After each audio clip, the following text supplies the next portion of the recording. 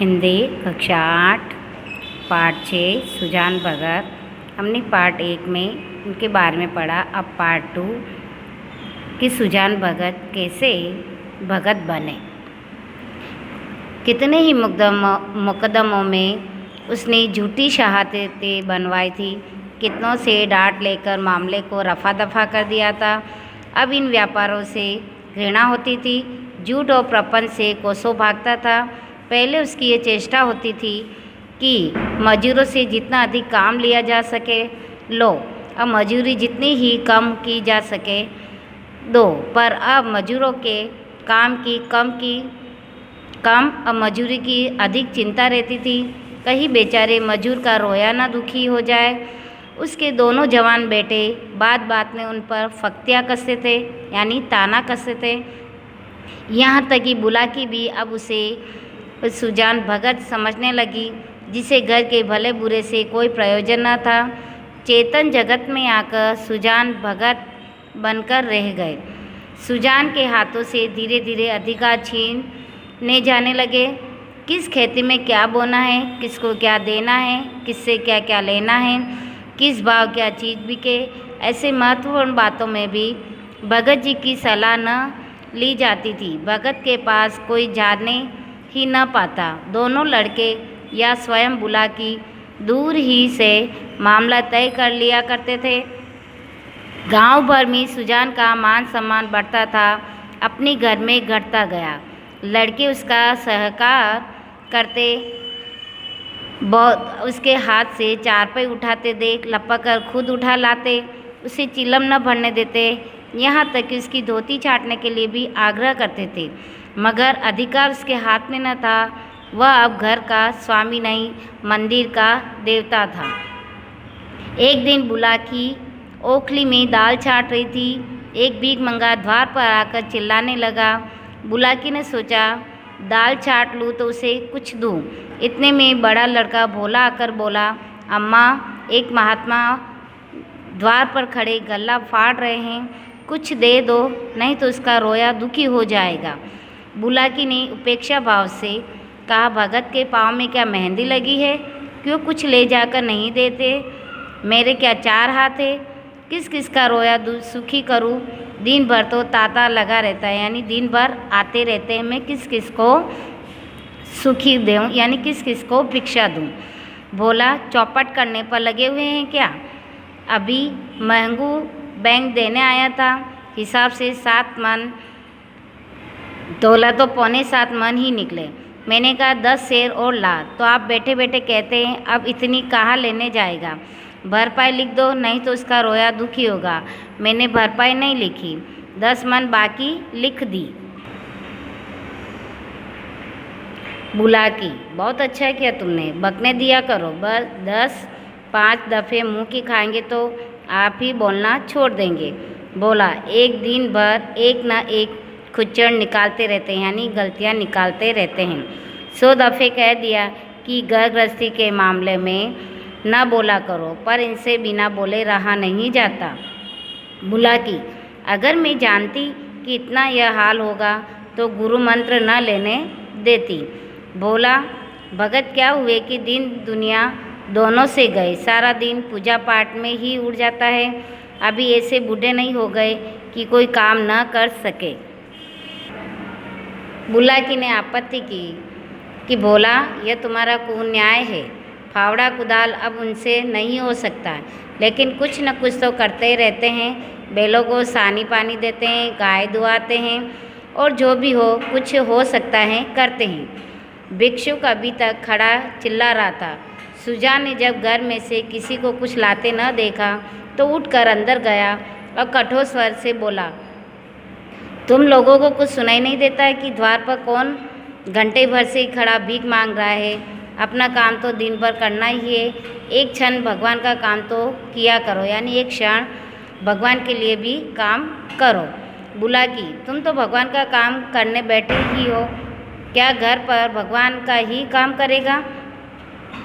सुजान, कहाँ आटा रखा है, लाओ मैं ही निकाल कर दे आऊँ, तुम रानी बनकर बैठो। इस तरह सुजान भगत बुलाकी को कहते हैं। तो बुलाकी उसको उनको वापस जवाब देती है कि आटा मैंने मर मर कर पिसा है, अनाज दे दो। ऐसे मुँह चीरों के लिए पहर रात में उठकर चक्की नहीं चलाती हूँ। सुजान भगत घर में गए और छोटी सी छाबड़ी को जोर से भरे हुए निकले, जो शेर भर से कम न था। सुजान से जानबूझकर केवल बुलाकी और भोला को चिढ़ाने के लिए भिक्षा परंपरा का उल्लंघन किया था। तीस पर भी यह दिखाने के लिए कि छबड़ी में कुछ ज़्यादा जो नहीं है, उसे चुटकी से पकड़े हुए थे। चुटकी इतना बोझ न संभाल सकती थी, हाथ कांप रहा था। एक क्षण का विलंब होने से छबड़ी के हाथ से छूटकर गिर पड़ने की संभावना थी, इसलिए वो जल्दी से बाहर निकल जाना चाहते थे। सहसा भोला ने उनके हाथ से छबड़ी छीन ली और तौरिया बदलकर यानी अपना रवैया बदलकर बोला, सेठ का माल नहीं है जो लुटाने चले हो। छाती फाड़ फाड़ कर काम करते हैं तब दाना घर में आता है, यानी बहुत मेहनत करने के बाद ये दाना घर में आता है। सुजान ने खिसिया कर कहा, यानी गुस्से से, मैं भी तो बैठा नहीं रहता। भोला, भीख की तरह दी जाती है, लुटाई नहीं जाती। हम तो एक बेला खाकर दिन काटते हैं कि पद पानी बना रहे, और तुम्हें लुटाने की सुस्ती है। तुम्हें क्या मालूम कि घर में क्या हो रहा है। सुजान ने इसका कोई जवाब नहीं दिया। बाहर आकर भिखारी से कह दिया, बाबा इस समय जाओ, किसी का हाथ खाली नहीं है। और पेड़ के नीचे बैठकर विचारों में मग्न हो गया। अपने ही घर में उसका यह अनादर, अभी वह अपाहिज नहीं है, हाथ पांव थके नहीं हैं, घर का कुछ न कुछ काम करना ही रहता है। उस पर यह अनादर, उसी ने यह घर बनाया, यह सारी विभूति उसी के श्रम का फल है। पर अब इस घर पर उसका कोई अधिकार नहीं रहा। अब वह द्वार का कुत्ता है, पड़ा रहे, और घर वाले जो रूखा सूखा दे दे वह खाकर पेट भर लिया करे। ऐसे जीवन को धिक्कार है। सुजान ऐसे घर में नहीं रह सकता। इस तरह सुजान भगत के मन में अनेक प्रकार के ख्याल आने लगे, विचार आने लगे। संध्या हो गई। भोला का छोटा भाई शंकर नारियल भर कर लाया। सुजान ने नारियल दीवार से टिका कर रख दिया। धीरे धीरे तंबाकू जल रहा। जरा देर में भोला ने द्वार पर चारपाई डाल दी। सुजान पेड़ से नीचे से न उतरा। कुछ देर और गुजरी, भोजन तैयार हुआ। भोला बुलाने आया। सुजान ने कहा, भूख नहीं है। बहुत मनावन करने पर भी न उठा, यानी मनाने पर भी सुजान भगत वहाँ से नहीं उठे। तब बुलाकी ने आकर कहा, खाना खाने क्यों नहीं चलते? जी तो अच्छा है ना। सुजान को सबसे अधिक क्रोध अपनी पत्नी बुलाकी पर आया था। यह भी लड़कों के साथ है। यह बैठी रही और कुछ न मेरे हाथ से अनाज छीन लिया। इनके मुँह से इतना भी न निकला कि ले जाते हैं तो ले जाने दो। लड़कों को न मालूम हो कि मैंने कितने श्रम से यह गृहस्थी जोड़ी है, पर यह तो जानती है दिन को दिन, रात को रात नहीं समझा। भादों की अंधेरी रात में मड़ैया लगाए जुआर रखवाली करता था। जेठ बैसाख दोपहरी में भी दम न लेता था। और अब मेरा घर पर इतना भी अधिकार नहीं है कि भीख भी दे। माना कि भीख इतनी नहीं दी जाती, लेकिन इसको तो चुप रहना चाहिए था। चाहे मैं घर में आग लगा दूं, कानून से भी तो मेरा कुछ होता है। मैं अपना हिस्सा नहीं खाता, दूसरों को खिला देता हूँ। इसमें किसी के क्या सजा? अब इस वक्त मनाने आई है? नहीं, इसे अब बेटे प्यारे हैं। मैं तो निखट्टू लूटा हूँ, घर फूक गोंगा हूँ, मेरी इससे क्या परवाह। तब लड़के न थे। जब बीमार पड़ी थी और मैं गोद में उठाकर वैद्य के घर ले गया था, आज उसके बेटे हैं और यह उनकी माँ है। मैं तो बाहर का आदमी हूँ, मेरा घर से मतलब ही क्या है? बोला, मैं अब खा पी कर क्या करूँगा? हल जोतने से रहा, फावड़ा चलाने से रहा, मुझे खिलाकर दाने को खराब क्यों करेगी? रख दो, बेटे दूसरी बार खाएंगे। इस तरह सुजान भगत अपनी पत्नी को बुरा भला कहते हैं और घर जाने के लिए वो मना करते हैं।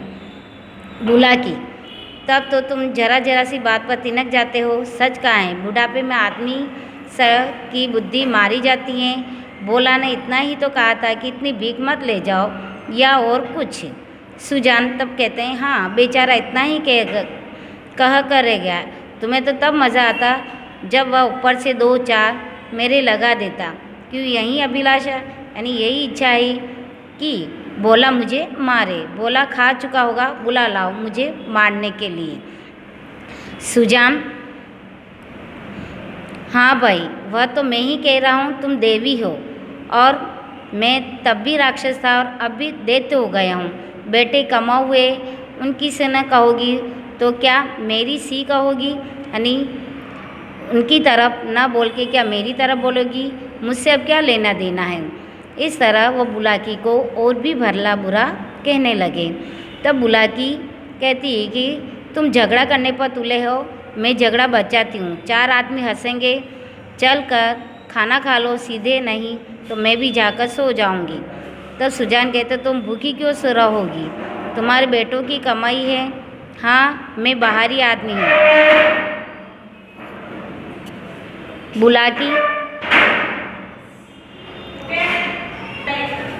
सुजान, नहीं, मैं ऐसे बेटों से बाज आया, किसी और के बेटे होंगे। मेरे बेटे होते तो क्या मेरी यह हालत होती? बुलाकी, गालियाँ दोगे तो भी मैं कुछ न कहूँगी। कह बैठूँगी। सुनती थी कि मर्द बड़े समझदार होते, पर तुम तो अलग न्यारे हो। आदमी को चाहिए जैसा समय देखे वैसा काम करे।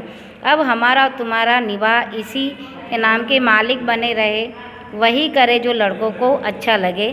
Thank you.